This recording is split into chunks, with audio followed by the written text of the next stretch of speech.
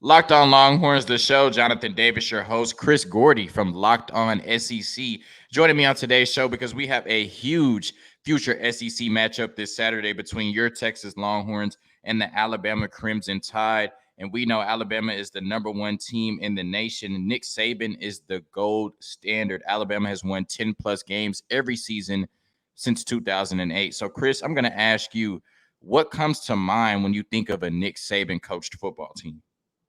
Yeah, I mean, they're always going to be fundamentally sound. They're not going to do things that are going to cost them the game. They're never going to lose their cool or composure. It's all about the process. And, this Alabama team is built very much the same of ones that he's had in the past. It feels like they're going to get back to a little bit more of what we've come to know, a dominant run game. We saw Jahymir Gibbs, the Georgia Tech transfer, a good bit last week in their win over Utah State. He had 9 carries for 93 yards. But the adding component was Bryce Young rushing, and we saw him with over 100 yards rushing and a touchdown. That's another added dynamic to Bryce Young's game because last year when he had the Heisman Trophy winning season, he didn't really run the ball at all. It was they had some plays where they would roll him out into space and bootlegs and looking for his guy down the field and all that, but he was mostly just a passing quarterback. And so now it's an added wrinkle of, man, if this kid's going to add the running ability to his game as well, it's just another thing you got to factor in. And so, yeah, look, it's a loaded Alabama team. The defense, I think, is a little bit spicy after not getting a sack a week ago. Will Anderson is a guy who people were saying, oh, can he get 20, 25 sacks this season? Well, he had 0 in week 1.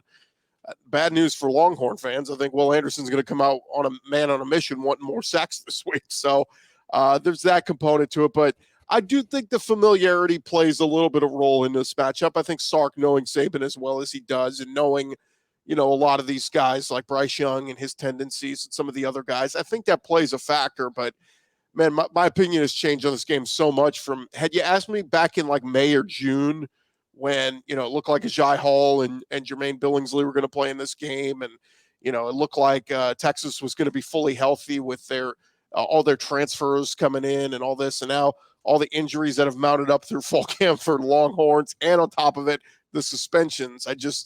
I wonder if Texas can be, can hang with Alabama in this game. And I was disappointed to see it. Fox picked it up as a stupid 11 a.m. game. I was hoping Yes. to be a night game. I was at the LSU Texas game a few years ago, and I think playing at night in DK Royal Stadium absolutely plays a factor. You play this thing at 11 a.m., the fans are still waking up. It's a sleepwalk. And so I'm a little disappointed with that. I thought maybe the fans, the stadium could play factor, but the fans maybe can still. I mean, they're going to show up and show out. This is going to be a sold-out game, a packed stadium. It's going to be incumbent on the fans to bring it, and let's see what Quinn Ewers and Bijan Robinson can do.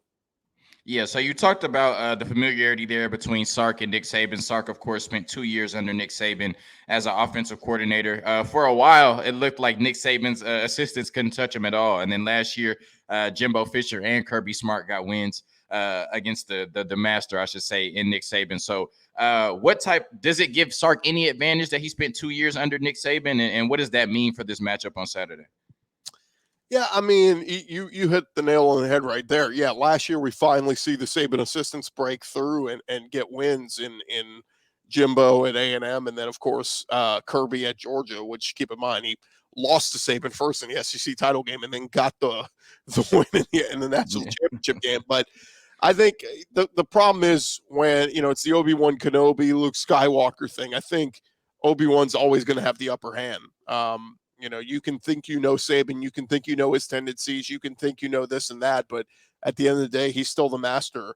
But that said, again, Sark was there in Tuscaloosa when some of these guys were recruited, know some of these guys, sat in living rooms with their family when they were recruiting him. So I think he's going to have a pretty good scouting report on a lot of these guys. But, I think it's ultimately going to come down to what does his play calling look like, and can they score consistently to keep up with Alabama? Because I just get the vibes that Alabama is going to score at will, like they just did this past week, 55-0 rout of Utah State. Can Texas hang with them? I think, forget the defensive front, forget Will Anderson. You got to get that ball out quick. But Utah State did a pretty good job of that. They got the ball out quick. It was just a lot of incompletions and, completions short of the chains, and they're going 3-and-out punting. But they did do a good job of avoiding those sacks. I think that's a good model for Texas to follow. We got to get that ball out quick. Make sure, Will Anderson and Dallas Turner are not a factor here. But again, Sark's a great play caller, and I liked what we saw to Quinn Ewers in week 1, and I think they need to use that as an example and say we got to get the ball out quick and get into our playmakers' hands and keep those chains moving. And again, if you can answer Bama every score with a score of your own, then you might find yourself in a shootout here. Yeah, so we'll get into the specifics a little bit later as far as what the offense and the defense needs to do. Gordy has pretty much already told Longhorn Nation he doesn't have much faith in Sark and Quinn Ewers on Saturday against Alabama, but, we'll see what happens. They still got to go out there and play for 60 minutes. All right, so when you look at it, very few teams have been able to beat or challenge Alabama, but it has been done before. So in your experience as the host of Locked On SEC and somebody who's followed the Crimson Tide very closely, what has been the blueprint for teams that have been able to challenge Nick Saban and the Crimson Tide or beat them? Well, I mean, outside of, Stetson Bennett in the national championship game a year ago, and really Zach Calzada at A&M, those are two kind of pocket passers that were able to do it. But historically, what we've seen the last decade plus has been running quarterbacks, right? Johnny Manziel, guys who could get out in space and keep the plays alive with their feet. But like I said, more recently, if you're fundamentally sound and you're a pocket passer and you're completing your passes down the field, it can be done. Again, you just have to match them score for score. And that's what Stetson Bennett and Georgia were able to do in that national championship game, put together some touchdown drives in that fourth quarter and go at Alabama. I will say Alabama has a weakness in the secondary right now. They're trying to figure some things out. Kool-Aid McKinstry is a really good cover corner, but outside of that, they've been trying to other guys, Terrion Arnold, Kyrie Jackson. They bring in Eli Ricks, the transfer from LSU. He was trying to get his feet wet. I think Alabama is susceptible to giving up some big pass plays down the field. And so, if I were to say that the defense has one weakness, that would be it right now, that they don't have just those shutdown corners that are gonna take away the wide receivers. And again, if I'm Georgia or if I'm Texas, maybe what I'm doing is running some more fly routes and trying to, maybe make those guys a little bit more handsy. That's going to draw the flags and draw the pass interference penalties and keep some drives alive. And so, again, I think that's the weakness on the defensive side for Alabama. On the offensive side, they were trying to figure out who's going to be that next big wide receiver. For the past decade plus, Bama's had that number one guy, whether it was Jerry Jeudy or Calvin Ridley, or name a wide receiver, and they've had it. They lose John Mechie and Jamison Williams this past offseason, and now they bring in Jermaine Burton, who's a transfer from Georgia. They bring in, they have Ja'Cory Brooks and Trayshawn Holden, and then they have a true freshman in Kobe Prentice, who has really kind of made a name for himself already through week 1. But that offensive line is not superb for Alabama. Bryce Young does a fantastic job of keeping plays alive with his feet and able to, even if you got a hand on him, man, he can still shake you off and find his guy down the field and deliver the pass. But I would say right now, Alabama's offensive line is a little suspect. They brought in a transfer from Vanderbilt and Tyler Steen, who's their starting left tackle.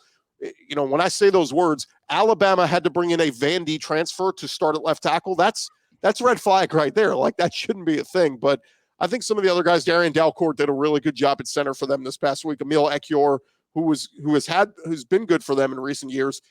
He was a little struggling. He got in late in the first quarter and I thought played okay. But I would say, again, if you're looking for a weakness for Alabama, offensively, it's the O-line isn't great, but against Bryce Young, seems to not really matter. He can still get rid of the ball. And defensively, it's a secondary. All right, so we're going to talk a little bit more about the Texas offense and the Texas defense and what they can do to challenge Alabama. A quick word from Underdog Fantasy, the easiest place to spice up college football season. Look, it's easy to play. You can win cold, hard cash in a single game, and it has investment backing from Mark Cuban and forever Longhorn Kevin Durant, Adam Schefter, and more. They have always been focused on building a superior product for a fun user experience. Their customer support team is top-notch, one of the best in the business. And look, Core call to action. Sign up with the promo code Locked On, and Underdog will double your first deposit up to $100. Yes, deposit $100 and you get $100 free. Go to UnderdogFantasy.com or find the Underdog Fantasy app in the App Store or Google Play Store. That's Underdog Fantasy, promo code Locked On. Get in on the college football pick'em action today. So, Chris, you talked about this Alabama secondary being a weakness, maybe. No, I wouldn't say a weakness, but not being as strong as it's been in recent years. I don't want to put any bulletin board material out there for Nick Saban.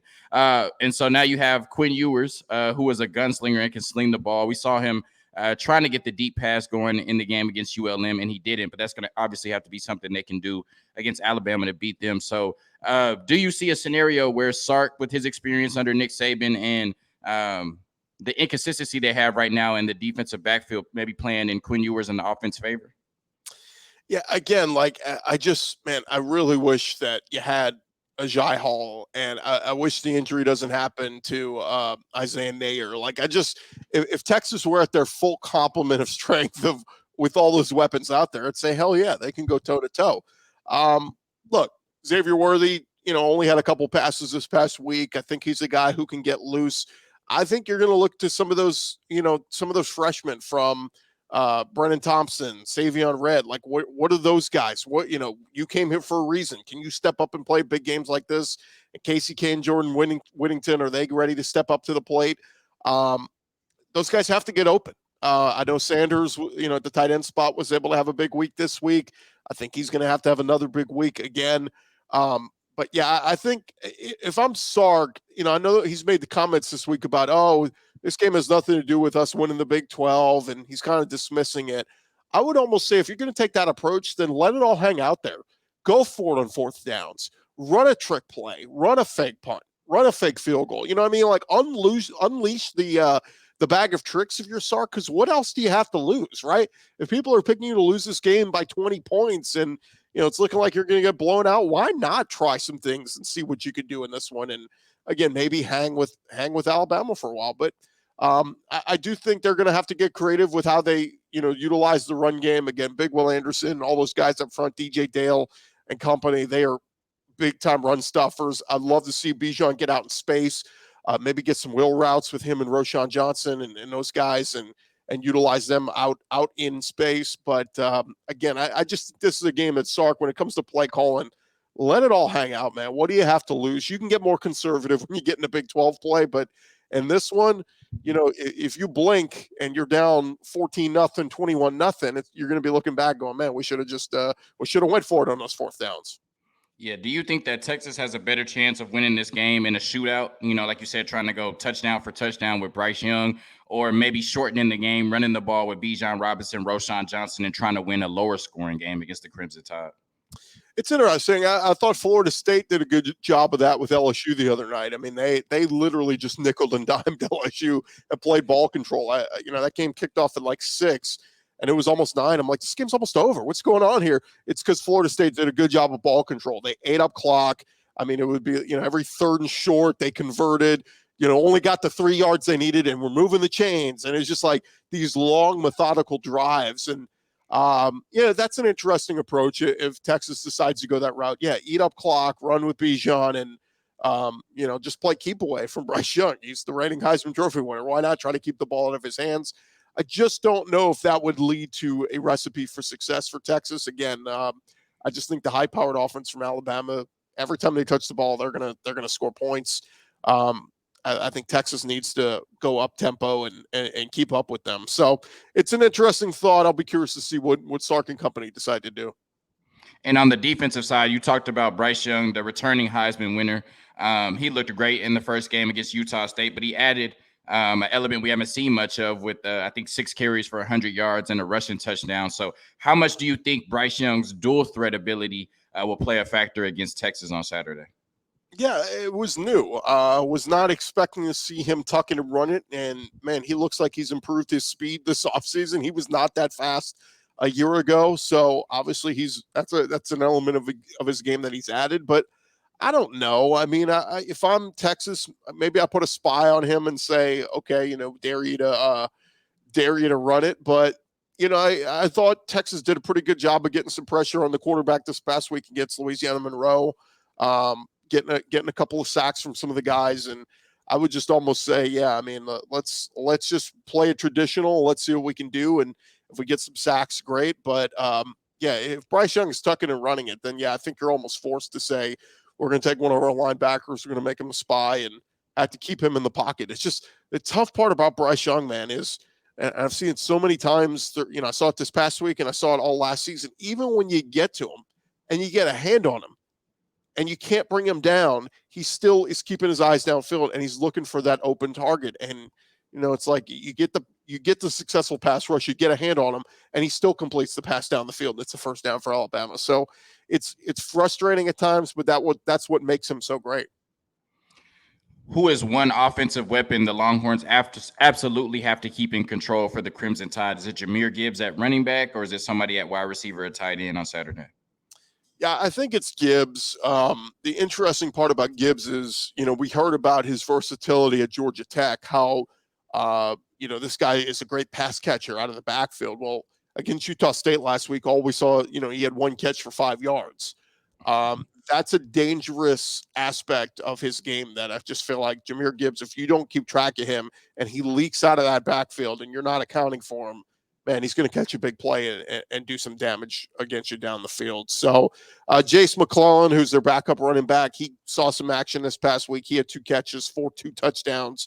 So he's another one that is that threat leaking out of that backfield. They just have so many weapons. Again, the added bonus for Texas right now is they still don't have a clear-cut number 1 wide receiver, like I talked about. Who is the Julio Jones or the Calvin Ridley or whatever. They don't really have one yet. But, man, Trayshawn Holden did look really good. Kobe Prentice, the freshman, did look really good. But I'd say, there's no, just absolute dynamic weapon that Texas needs to say, oh, when that guy's out there, we got to bracket him in coverage or double team him and all that. I would just say keep an eye on Jahymir Gibbs just because he's that dangerous a weapon, either if he's getting the ball out of the backfield or if he's getting out in space. Okay. If the Longhorns were to beat the Crimson Tide on Saturday, who would have to be the best player on the field? I think it's got to be Ewers. I think he's going to have to, have a big day for Texas to win this game. And I also think they're going to have some big defensive plays, some of those momentum changing plays, a pick six, a big turnover that puts you into short yardage, a blocked punt, a blocked field goal, something that's going to wake that stadium up and get Darrell K. Royal Stadium rocking and get that fan base loud and behind them. Because let's be real, like Alabama, when you think about it, last year, Bryce Young didn't really play in a lot of hostile environments. And when he did, there were times when he struggled. Alabama went to the swamp last year for the first time in a long time. They found themselves struggling in that fourth quarter and had to hang on as Florida went for 2 and, an opportunity to extend that game. And it's a game that Alabama could have easily lost.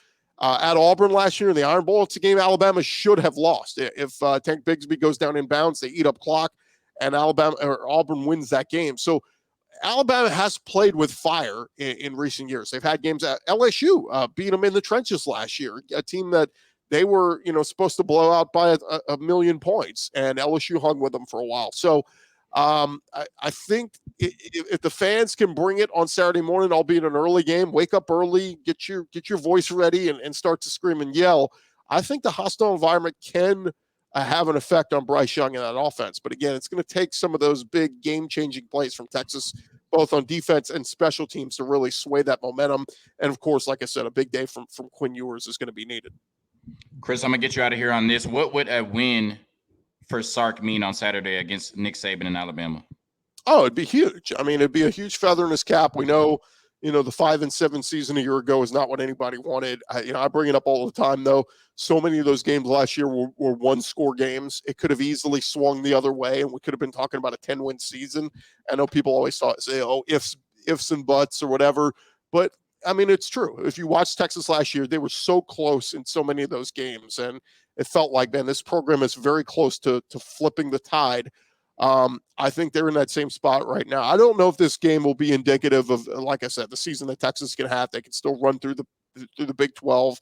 Oklahoma's transitioning. Baylor, I don't know if they're as dominant as they were a year ago. Oklahoma State's still always dangerous. But I think this sets up where even if Sark loses this weekend, he'll have an opportunity to win the Big 12, take that step forward. And, I've joked about it all offseason. I think he's a guy who's not in danger of losing his job at all because of the recruiting class he's bringing in. When you have Arch Manning and all those kids recruited, committed for next year, I mean, if Sark, even if he wins 5 games this year, they're not going to fire him because they're going to look at it and say, we can't ruin what we have coming in next year. So he's, in that aspect, he's playing with a little bit of house money, but I do think he takes a step forward. I think this is at least a 7-win, if not more, team this year. And I think that we start to see some of those close games they lost a year ago, they start to win this year. But to answer your question, what would a win mean this weekend?